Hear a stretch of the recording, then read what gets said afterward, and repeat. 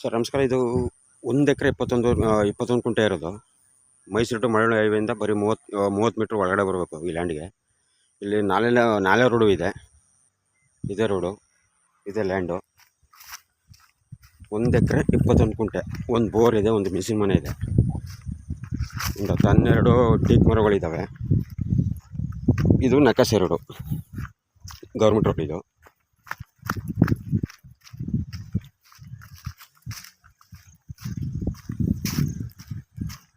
ಇಲ್ಲಿಂದ ಎಂಟ್ರೆನ್ಸ್ ಶುರು ಆಗುತ್ತೆ. ಇಲ್ಲಿಂದ ಹಿಂಗೆ ಬಂದು ನೀಲಗಿರಿ ಎಡ್ಜು, ಅದೇ ಮೈಸೂರು ಹೈವೇ ರೋಡು. ಅಲ್ಲಿ ವೆಹಿಕಲ್ಗಳು ಹೋಗ್ತಿದ್ದಾವೆ. ಇದೇ ಲ್ಯಾಂಡು. 1 ಎಕರೆ 21 ಕುಂಟೆ, ಪ್ಯೂರ್ ರೆಡ್ ಸಾಯಿಲು, ಒಂದು ಬೋರ್ ಇದೆ, ಇದು ಮಿಷಿನ್ ಮನೆ.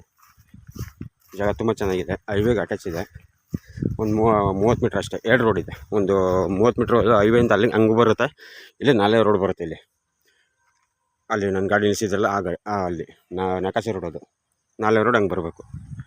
1 ಎಕರೆ 21 ಕುಂಟೆ, ಜನರ ಪ್ರಾಪರ್ಟಿ. ಇದೇ ಲ್ಯಾಂಡು.